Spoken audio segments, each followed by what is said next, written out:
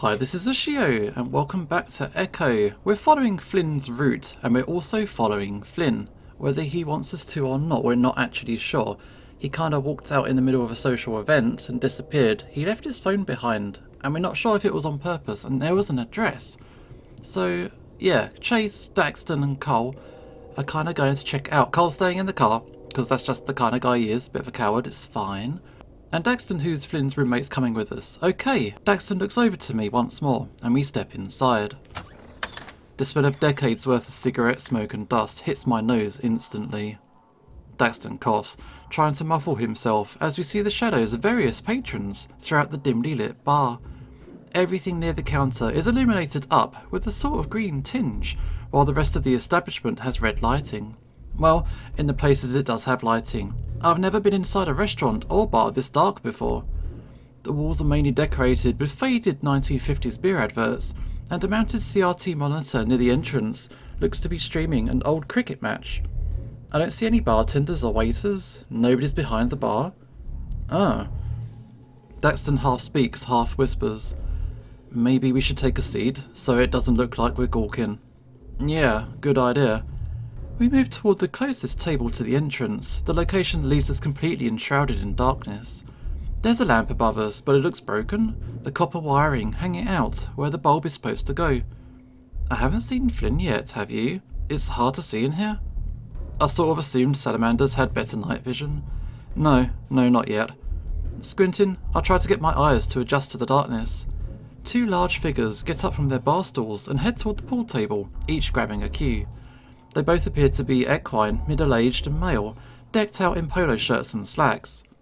The two wouldn't look out of place in a country club greenway, but here they stand out something fierce. I realise that there's a much smaller person behind them, a fennec girl with big, lengthy head fur that goes down to her shoulders. One of them, the one in the teal polo with a beer gut, sets out a rack of pool balls on the table. The other horse, with a red polo and greying muzzle fur, speaks up, shaking his head and pointing toward the balls in the triangle. I can't make out everything, but it sounds like he's insisting that the 8-ball always goes on top. The teal-shirted one lets out a dismissive noise, making a point of placing the 8-ball somewhere in the centre of the rack. Oh, phone. I feel my phone buzz in my pocket. Quickly reaching down, I check the message. It's Leo. Stop stalking, dude. We're all going to hang out at your hood tomorrow at 2. Would be good if you came. Alright. I sigh. That same wedding of guilt takes hold in my chest, like stones in my ribcage. More texts from the evil ex. I glance up at Daxton in surprise, the salamander having turned to face me. Again, I'm wrought with how fucking eerie his bright eyes sticking out of the blackness and staring right at me is. He's not evil. You folk get all super antsy every time he texts you, like, an ex is just that, an ex. You don't gotta worry about them anymore. Daxton crosses his forearms and rests them on the table for a moment before hastily pulling them back. He grimaces, wiping his arms on the fabric of his shirt. Oh, that is disgusting table. Looking down, I can see that it's been a while since the service table had been properly wiped down. There's no napkins in sight either. I peer at the message again, trying to think of what to say in response. Just answer in the morning, just say you're asleep or something. Well, circumstances are kind of different here. He's still within the friends group, so yeah, it's still awkward. He's been one of my closest friends since I was really young, and when I left town for college, we never actually broke up. Ah. The skin on his face pulls tighter, though I can't make out what expression he's making. So he's not actually your ex then? We haven't been together in 3 years. Hell, before this trip, I hadn't even spoken to him in at least 12 months. That's not exactly true at all now, is it? The heavy feeling in my chest grows stronger. Look, I don't have time to go over the past 15 years of our relationship. He holds up the flat of his rubbery palms. I'm sorry, I'm just trying to get to know you and all. He turns back around. Smooth chase. I type back my reply to Leo. I'll be there. Oh, made a promise. The sound of bellied laughter from the pool table catches my attention. The red poloed equine slaps the back of the smaller fennec, who looks to have made a pretty nice shot. Her head fur flutters in front of her face, and then slips right off, falling onto the pool table. It's a wig. I realise now that the fennec isn't actually a girl at all, at least not physically.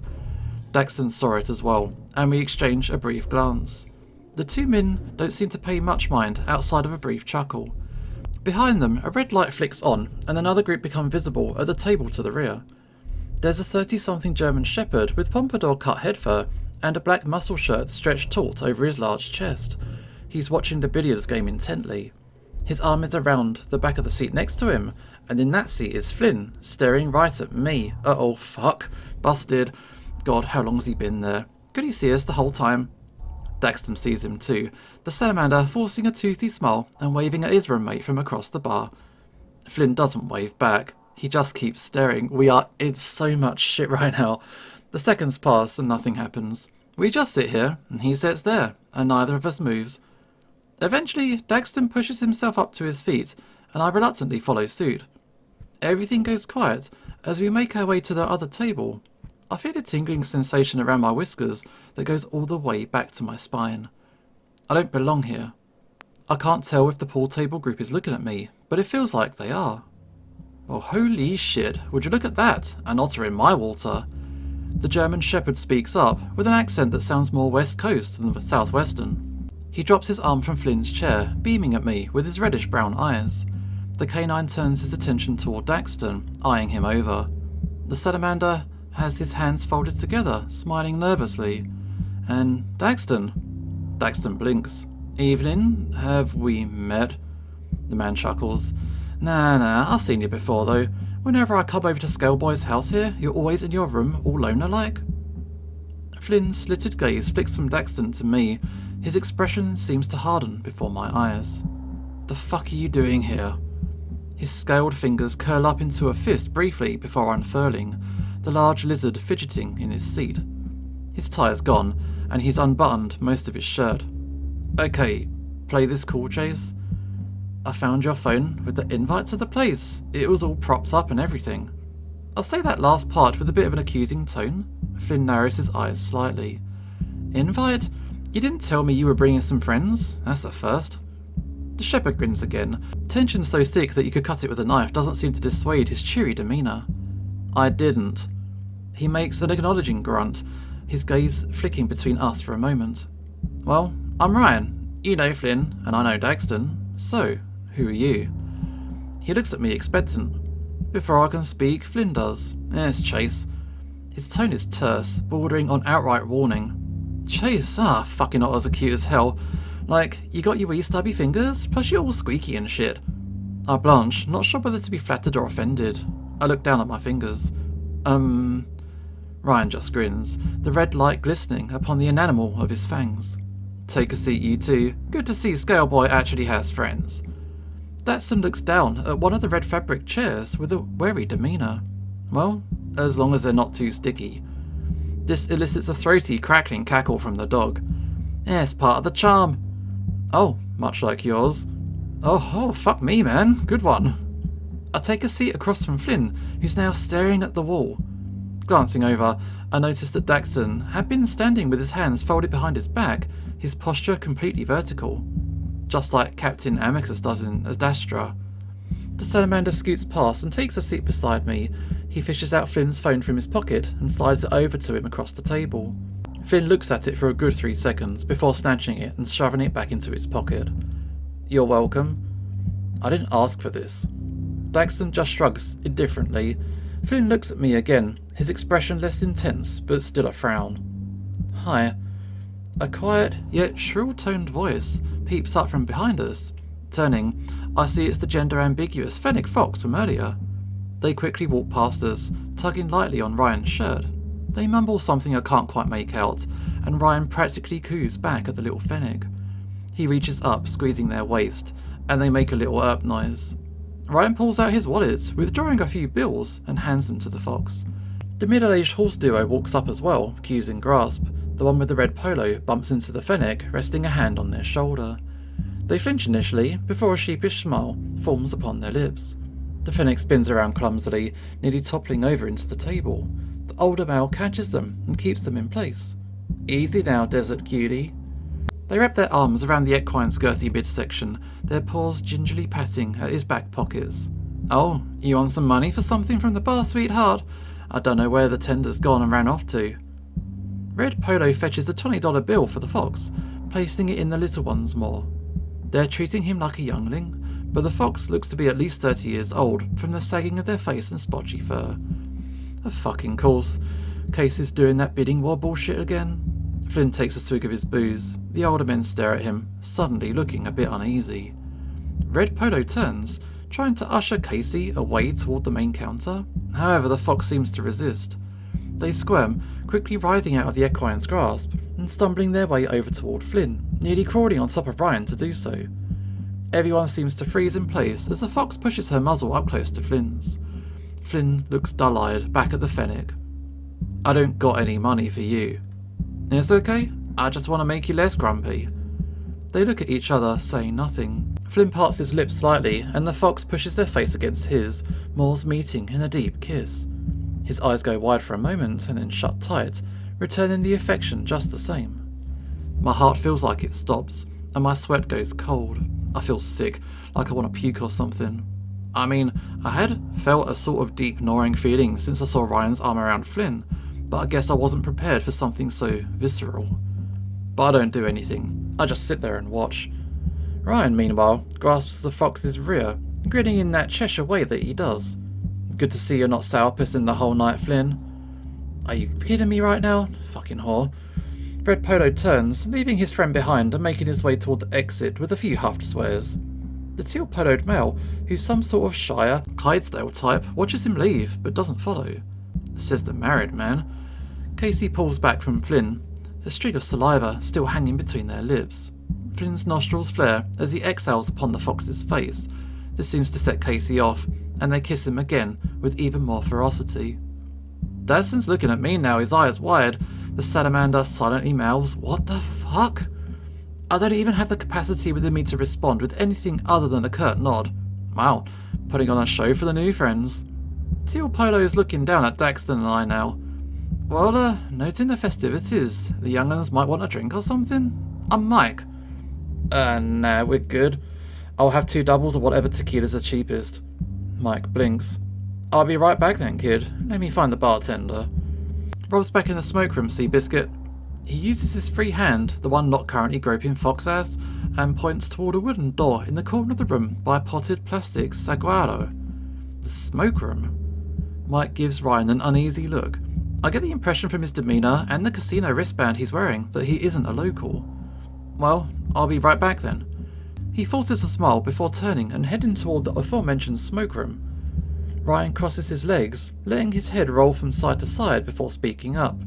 I think we should head there too, right, Flynn? Flynn and the fennec fox part lips again. The Gila looks at me before responding. Alright. Man, what's wrong with you? All eyes shift to Daxton now. Flynn grunts. You don't get to fucking judge, creep ass. Watching me jerk off at night but can't stand the sight of me macking on someone? For fuck's sake. The round-faced salamander's jaw goes slack. Oh, you've been busted, Daxton. Watching and not helping out's a real grave offence. What the hell are you talking about? Daxton looks to me. I say nothing, thinning my lips. You know what I'm talking about. I truly don't. Hey. Let's not play he said, she said, alright? Daxton, Chase, you like to party. The dog reaches into his pocket. The fennec turns from Flynn, biting their lip as they begin to lean on Ryan's shoulder. They wiggle their hips in such a manner that Flynn gets a face full of fuzz, the Gila sputtering a bit. I'm reminded of the long bus rides home with Jenna and Flynn back in junior high. Not that Jenna acted anything remotely like Casey, though. Flynn would be the aggressor, putting on her fur and making native jokes until Jenna would donk him right on the nose with a biology textbook. Ryan withdraws a small plastic baggie with about 6 tiny white spheroid dots inside. Pass on this, pass on this. They kinda look like that expensive Pebble ice cream that they sell at theme parks. I'd always wished Cole's parents would start selling that stuff, but they said it was just a gimmick and it doesn't make the ice cream taste better. He opens the little baggie, placing one of the pebbles on the eager side's tongue and then his own. The German Shepherd rises up to his feet. He's large, about as tall as Leo. He extends out the baggie to Daxton and I. Before we can respond, Flynn interjects, swiping the baggie and closing it before handing it back to Ryan. Yeah, nah, fucker. You deciding for them? Bit rude, my man. This shit ain't addictive unless you're depressed or something. Daxton's got a heart condition, and I'm pretty fucking sure Chase got drug tests for summer internships to worry about. Daxton crosses his arms over his chest. Yeah, I'm good. Candy from strangers and that whole business too, you know? Speaking of... Mike comes out from the corner door with 2 drinks in his grasp. He has sort of a blank expression as he sets them down in front of me. Do not spike the drinks. You have fun back there. Ryan quickly deposits the baggie back into his trousers, pushing his chair in. Flynn stands up as well. Didn't have time for fun. Had to tend to Kid Boozy here. Kid Boozy? Sounds like one of them urban rap types. You spit rhymes, Chase? Ryan chuckles. I look down at myself and then back up. Fuck no, he doesn't. I've seen Chase do cowboy poetry back in school. It's not a pretty sight. He looks at me, seemingly uncaring of the fact that Casey is now all up on Ryan and not him. I remember you and Cole got up and did yours about alien abductions and anal probes in the desert, and then the principal got so pissed. I let out a little huff as the memory comes back to me. I'm surprised he remembers that. Yeah, it did start off that way, but UFO kinda rhymed with lasso, and it was all downhill from there. Anal probes, huh? Ryan grins, reaching over and slugging my shoulder. His angle's off, so it's more like a tap than a punch. Daxton lets out a slightly exasperated noise. That was your takeaway from that conversation. You sound like you got a probe or 2 up yours, Daxton. Or a lack thereof. Daxton closes his eyes and rubs the flat of his nose, still looking a bit flustered from Flynn's accusation earlier. I clear my throat, speaking up toward the towering equine beside me. But, thank you, sir. I give the large horse a nod of appreciation, before taking a hearty glug of one of the glasses. That shit had better not been spiked. Oh my god, this fucking burns. That's some hot tequila. My muzzle pulls into a grimace, as I try to swallow as much as I can. Eyeing the glass, I only got 1/4 of the way down the double. I guess I'm the designated driver now? Ryan thumbs back toward the door to the aforementioned smoke room. Hey, you all wanna join? We're good, Ryan. Flynn basically pushes Ryan's back, shuffling the seemingly attached Casey along with. It seems like Flynn is slightly protecting us from things that could happen to us in this place. This is a pretty hardcore establishment. We don't want to be messing around too much if we're not ready for it. Oh man. A long silence follows, and all 3 of us watch them until they disappear behind the faded wooden door. I let out a long exhale, and then place my face in my paws. I don't know what he meant when he said I watched him jerk off. The hell's he talking about? I can hear the creaking of the seat across from me. Mike must be sitting down with us. I'd take it as the highest compliment if someone was watching me beat off. I'm never leaving my room again. I'm assuming you young'uns are also new to this dusky establishment, is that right? Mike speaks in a sort of southern drawl cadence that's more bayou than prairie. And if you ain't gonna drink that, kid, I'll gladly finish it for you. I uncover my eyes, slowly reaching for the glass of Auburn liquid and bringing it again to my lips. The second time doesn't hurt as much, and I manage to swallow another 4th without any tears. Yeah, this is the first time for me. How did you find out about the place? He crosses his arms, leaning back in his seat. The chair creaks in audible protest to his weight. I was about to ask you the same thing. Was wondering what cute pups like you would be doing in a place like this. I got a couple meetings down in Peyton, so I stopped by the casino for a few hours with the one-armed bandit. So I have one of them sex applications you download on your cell phones, right? Downloaded all that by yourself, did you? Daxton comments dryly. Well, can't exactly get my nephew to help me with that one now, could I? You could. It'd just be very awkward, much like this whole night. Daxton's staring at the wood grain of the table, tracing it with his finger. Bit rough, yeah? Well, anyway, I was on this sex application, and this fella starts chatting me up, the huffy one that I was just with. He's also staying at the casino. He suggested we come down here for some fun, so I followed suit. Place was packed with Fennec folk earlier. They all went back there, though. He points toward the corner door. So this place is for gay guys, right? That's most probably the case. Is that okay with you? A slight smile curls up on the edge of Mike's maw, and Daxton is wrought to a brief stutter. I don't give a care, you know. You do you, and I'll do me. Maybe I'll do you too, yeah? Oh my god, no. Daxton looks like he's been slapped, his tail coiling inward. Mike just chuckles in a bassy rumble. Oh boy, that straightened your curls, didn't it? Did you download that all by yourself? Ah, you sassy little shit. Oh, phone. Hello? Is that, a hail from Tactical? Daxton says this as if it's physically painful for him to utter these words. Mike's expression shifts, and he looks curiously at the salamander.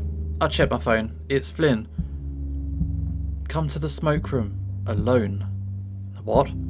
The empty feeling that had taken hold of me seems to alleviate some, and is quickly replaced by a whole new sort of anxiety. Flynn, why you do this to us?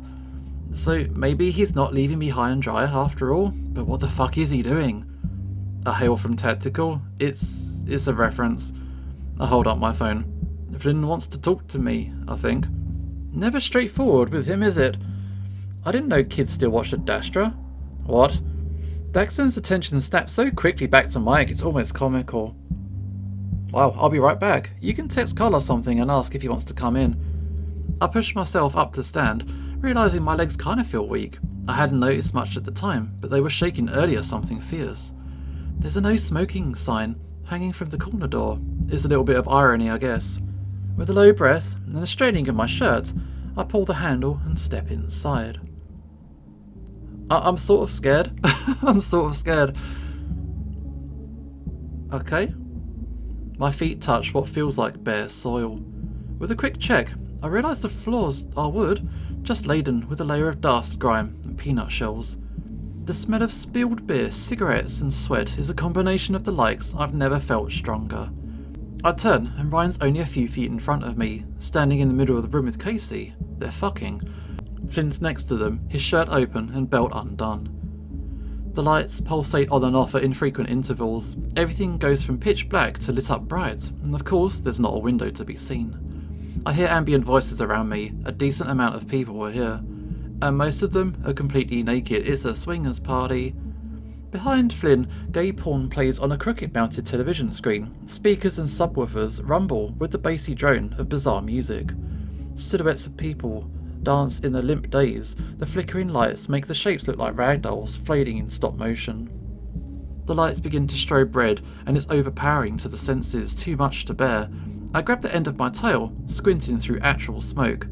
Flynn. My voice comes out more pathetic than intended. The music's so intense, I can't tell if I'm being loud or quiet. Everything goes black again. I hear a clap and a cry, followed by a baritone voice. This is what you want. Did Flynn say that? There's a glint in the darkness, and I know it's Flynn's eyes, but he's not looking at me. His eyes may be aimed in my general direction, and yet he's not actually looking at me. But the guy behind him is. Oh, fuck yeah. Ryan cranes his neck some, looking toward me with that big old grin. His long tongue hangs out the side of his walk. Okay, heads up. If this gets too spicy, we're gonna skim and skip, but we shall push on for now. Hey Chase, come here.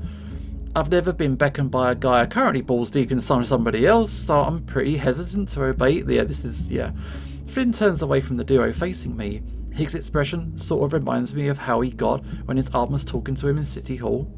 His eyes are a little more open than usual, and his jowls are pulled back along the side of his snout to show his teeth. And so, you showed up. A small crowd has gathered at the left side of the room around something. I can't make out what, but there's some moaning in that direction as well. Don't go look. Flynn's attention seems solely on me, despite everything happening around him. He's waiting on me to say something. I step forward, letting go of my tail. Suddenly, Casey grabs Flynn's shirt, nearly yanking him over. You now. Flynn blinks, turning to speak briefly to the Fennec. Just give me a minute. Play it cool, this is fucked. Flynn is trying to introduce this to us.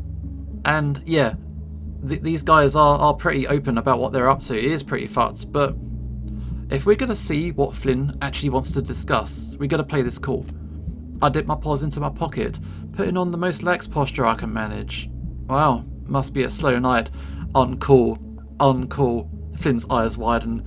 It's as if an enormous weight had just fallen from his shoulders. A rare yet familiar wry smile crosses his muzzle. He turns back to me and saunters over, his heavy footfalls making the wood creak with each step.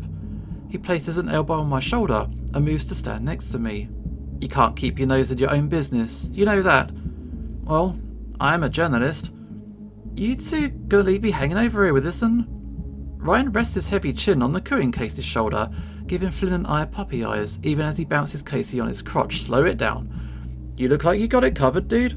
Alright, leave him to it. So you did leave that phone out for me to find it. Flynn rolls his head some, as if debating speaking further. Finally, he looks back down to me. I didn't expect you to bring my fucking roommate. That was awkward as shit, and now I've got to deal with that fallout of all this when I get home. You're the one that accused him of watching you masturbate after making out in front of us?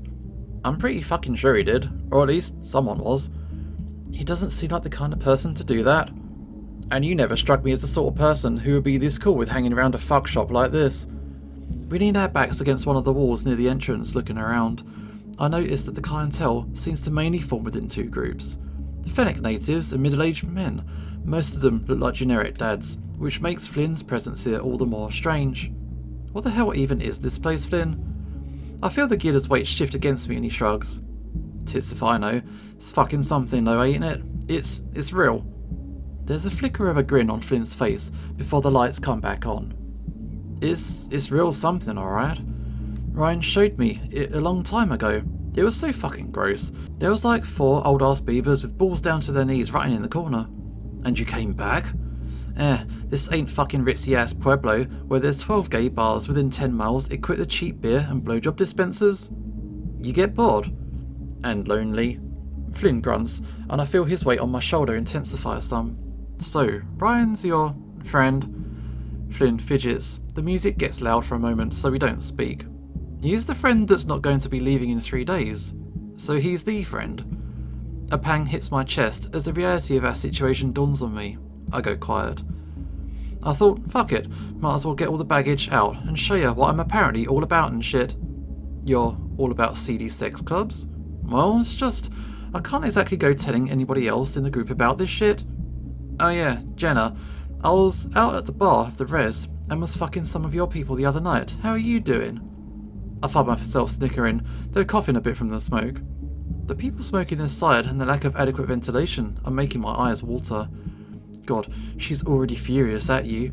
TJ, do you know what sounding is? Because me and this bald guy did it last week, and he had a cross necklace. It reminded me of you. I laugh again, covering my crotch instinctively. No way, you don't actually do that, do you? The large Gila harumphs. I wasn't the one getting it in my dick, if that's what you're asking. I'm a lizard. We don't got big urethras. It's disgusting, man. Flynn chitters a bit himself. He doesn't usually laugh at his own jokes, and his tone is actually a bit sheepish. So that's where my missing handheld stylist went. Nah, that was probably Cole. I used one of your parents' cantaloupes for getting off back in junior high though. Don't remember if I threw it away or not. Again, that wry smile resurfaces. I can't say I've ever seen Flynn so damn beamy. I'm aghast, unsure whether he's being serious or not though. I might as well counter him. Are you sure? It just wasn't one of the cucumbers. Nah, they weren't big enough for me. To my surprise, he reaches down and pats the front of my crotch, actually squeezing at the end. I have to bite my tongue to keep from letting out an eep. No touchy. I know it's a horny zone, but come on, guys. His large hand kneads at the front of my shorts, and I feel his thumb and forefinger start to fiddle with the button at the front. Okay, here we go. He's breathing heavy, the 6'7" lizard having to hunch down to brush his muzzle against my ear.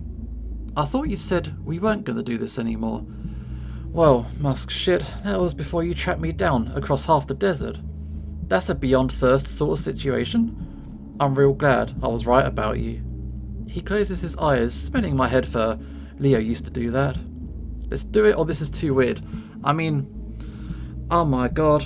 I want to keep my channel vaguely safe for work, but some of the stuff that's already gone on is really borderline. So, I'm going to see it, and I'm going to tell you what happened. Let's do it.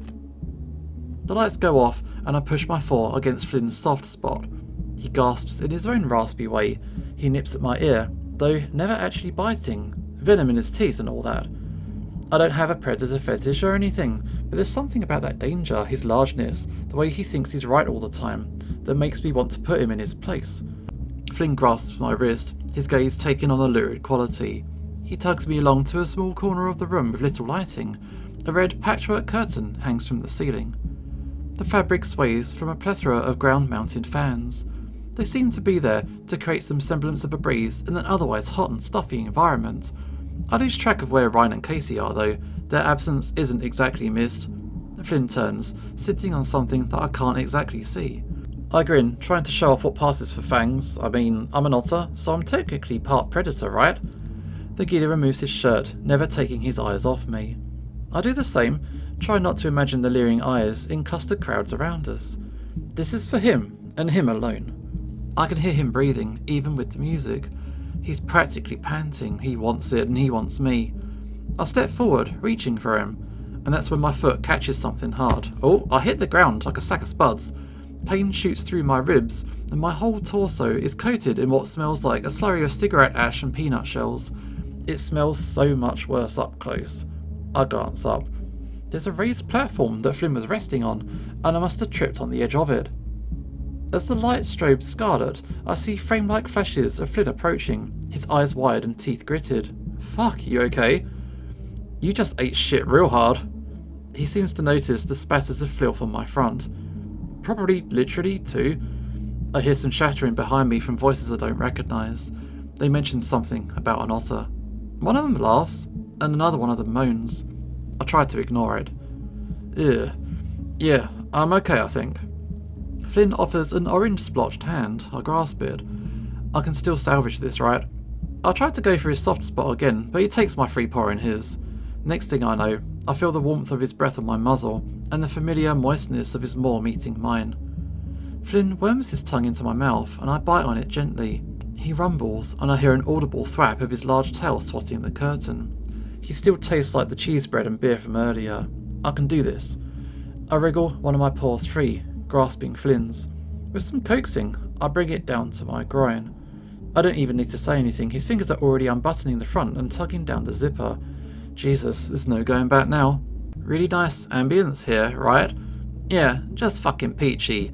Okay, things are getting pretty crazy now. So Chase and Flynn are doing their thing, and everybody else is now showing up. This is real orgy mode, and it's pretty crazy. Foreign voice behind me now sounds more terse. He calls me Tudor, and I'm instantly reminded of Leo, but it's not him. It's a complete stranger. All these people standing up around me are complete fucking strangers. And when I look down at Flynn now, and the way he's acting, he may as well be a complete fucking stranger too. My face burns like it's on fire, but my heart feels like it's stopped. I yank Flynn's hand away from my chest, crawling beside him as I try to gather up my clothes. He reaches for me again, though I'm out of range. I manage to get hold of my shorts and underwear and quickly pull them on. I'm covered in the filth of this place now. I could even taste it. Chase is getting out of here. He's done, but Flynn still wants Chase to stay. I hesitate, staring at my friend from 10 feet away. No. Fuck you. His words are stuttered as his body rocks with each thrust from the man. I can't look at it anymore. With a shaky breath, I close my eyes and turn to leave. That was really crazy. That was really crazy. And that is a editing job and a half. Okay. But we made it to Friday. Oh wow. We're going to check out more of Flynn's route in the next episode. This is Ushio signing off, and hopefully I will see you next time.